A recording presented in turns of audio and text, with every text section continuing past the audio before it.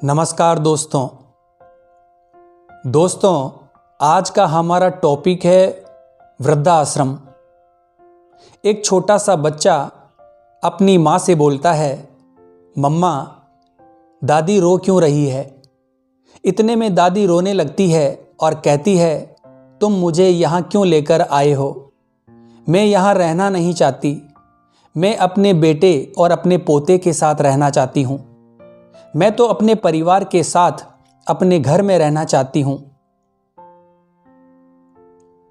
बहू बोलती है, मम्मी जी आप बात क्यों नहीं समझ रही हैं। हमने तो नई काम वाली भी रख ली है और वो घर के सारे काम कर देगी। बूढ़ी महिला बोलती है, बहू तुम जो कहोगी मैं वो सब करूँगी। जो काम कहोगी मैं करूँगी, पर मुझे यहाँ अकेला मत छोड़ो। इतने में छोटा बच्चा बोलता है, मम्मा इस घर के आगे वृद्धाश्रम क्यों लिखा हुआ है। दोस्तों, क्या आपने कभी सोचा है कि एक माँ जिसने आपको चलना सिखाया, जिसने आपको पहला शब्द बोलना सिखाया, आज वो किसी वृद्धाश्रम के कोने में अकेले क्यों बैठी है। क्या वृद्धाश्रम एक आश्रम है या ये हमारे समाज का आईना है। ये तस्वीरें कुछ कह रही है, ये आंखें कुछ पूछ रही है, लेकिन इन सवालों का जवाब किसके पास है। क्या ये वही माँ बाप है जिन्होंने हमारी हर खुशी को अपनी जिंदगी का मकसद बनाया और आज ये अकेले हैं। यहाँ पर जो वृद्ध लोग आते हैं, बुजुर्ग लोग आते हैं, तो यहाँ पर बिलक बिलक कर रोते हैं, क्योंकि इनके अंदर इतना दुख है कि शायद हम समझ नहीं पाएंगे इनके साथ कितना गलत होता है।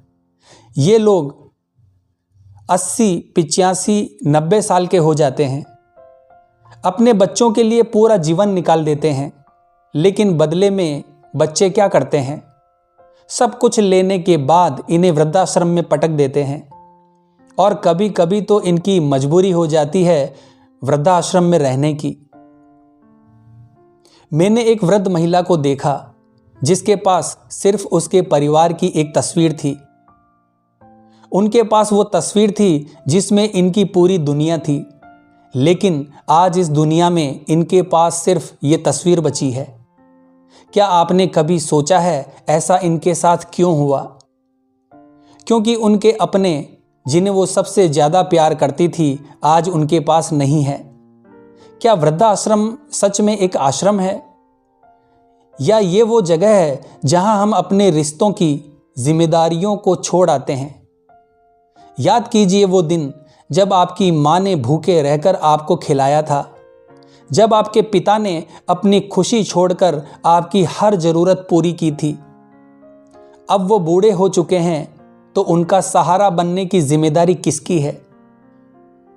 क्या उन्हें अकेला छोड़ देना सही है। आप लोग बच्चे के लिए क्या नहीं करते और आज आपका वही बच्चा आपको वृद्धाश्रम में छोड़कर चला आता है। क्या ये वही संस्कार है जिन पर हमें गर्व होता है। याद है वो दिन जब आपकी पहली चीख पर आपकी माँ ने चैन की सांस ली थी, जब आपके पहले कदम पर आपके पिता ने आपकी पीठ थपथपाई थी। लेकिन आज जब उनके कदम लड़खड़ाते हैं तब उनका सहारा कौन है। क्या ये वृद्धाश्रम सच में वो जगह है जहां उन्हें सुकून मिलता है, या ये वो जगह है जहां हमारी जिम्मेदारियां खत्म होती है। याद कीजिए वो दिन जब आपकी माँ ने आपकी हर ज़रूरत का ध्यान रखा था। याद है वो पिता जिन्होंने आपकी हर ख्वाहिश पूरी करने के लिए अपनी ज़रूरतों को भुला दिया था। लेकिन आज जब उनकी उम्र ढल चुकी है तब उनका सहारा कौन है। क्या आप जानते हैं हर वृद्धाश्रम में एक कहानी छुपी हुई है, एक कहानी जो आपके दिल को झकझोर कर रख देगी। वृद्धाश्रम में रहने वाली कोई और नहीं, किसी न किसी की माँ है। वो माँ जो रातों को जागकर अपने बच्चों को सुलाती थी, अपने बच्चों के लिए उनका मनपसंद खाना बनाकर उन्हें बड़े प्यार से खिलाती थी और फिर खुद खाती थी। हर माँ बाप ये सोचते हैं कि जब हम बूढ़े हो जाएंगे तो हमारे बच्चे हमारा सहारा बनेंगे, हमारे साथ बैठकर बातें करेंगे। लेकिन आजकल के बच्चों के पास थोड़ा सा भी समय नहीं है अपने माँ बाप के पास बैठकर बात करने का। ये वही माँ बाप हैं जो अपने बच्चों की जिंदगी बनाने के लिए अपना सब कुछ बेच देते हैं। बदले में उन्हें क्या मिलता है? वृद्धाश्रम। दोस्तों, अगर मैं आपको कहूं कि आपको 2 किलो के पत्थर को अपनी कमर पे मात्र 1 दिन के लिए बांध कर रखना है और इसे बांधकर जो आपके रोज़मर्रा के काम हैं वो आपको करने हैं, तो शायद आप 1 दिन तो छोड़िए, 1 घंटे के लिए भी इस पत्थर को अपनी कमर पर बांध कर नहीं रख सकते। तो सोचिए उस माँ के बारे में जिसने आपको 9 महीने तक अपने गर्भ में रखा और घर के सारे काम किए। इतना त्याग और बलिदान देने के बाद उनको क्या मिलता है? वृद्धाश्रम। क्या वृद्धाश्रम वो जगह है जहां हमारे रिश्तों की सच्चाई छुपाई जाती है? क्या ये वही संस्कृति है जिस पर हम गर्व करते हैं? क्या ये वही माँ बाप हैं जिनके लिए हमारे पास अब समय नहीं है? क्या हमारा समाज इतना बदल चुका है कि अब माँ बाप हमको बोझ लगने लगे हैं? क्या हम अपने बच्चों को यही सिखा रहे हैं कि जिम्मेदारियों से भागो? क्या ये वही संस्कृति है जहां माता पिता को भगवान का दर्जा दिया जाता है? तो फिर आज भगवान वृद्धाश्रम में क्यों है? जिस तरह हम अपने बच्चों के चेहरे पर मुस्कान देखने के लिए कुछ भी कर सकते हैं, क्या हम अपने माता पिता के चेहरे पर वही मुस्कान नहीं ला सकते? सोचिए, अगर आज हम उनकी परवाह नहीं करेंगे तो कल हमारे साथ भी वही हो सकता है। सोचिए, आपके बच्चे आज जो देख रहे हैं वो कल वही करेंगे जो आज आप कर रहे हैं। अगर हम आज अपने माता पिता के लिए समय नहीं निकालेंगे तो कल हमारे साथ भी यही होने वाला है। क्या ये वही भविष्य है जिसे आप अपने लिए देखना चाहते हैं? जरा सोचिए, जब आप माँ को याद करते थे वो खाना खिलाने के लिए दौड़ती थी। जब आप पिता को याद करते थे तो वो स्कूल के गेट पर खड़े होकर आपका इंतज़ार करते थे। तो अब जब उनके कदम लड़खड़ाते हैं तब उनके पास कौन है? दोस्तों, याद रखना, जिस घर में माँ बाप हंसते हैं उस घर में ईश्वर बसते हैं।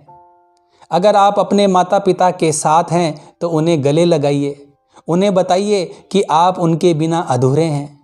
और अगर आपके पास समय नहीं है तो सोचिए, वो माँ बाप जिन्होंने अपनी पूरी ज़िंदगी आपके लिए दी है, क्या वो इसी लायक हैं? आज वो अकेले क्यों हैं?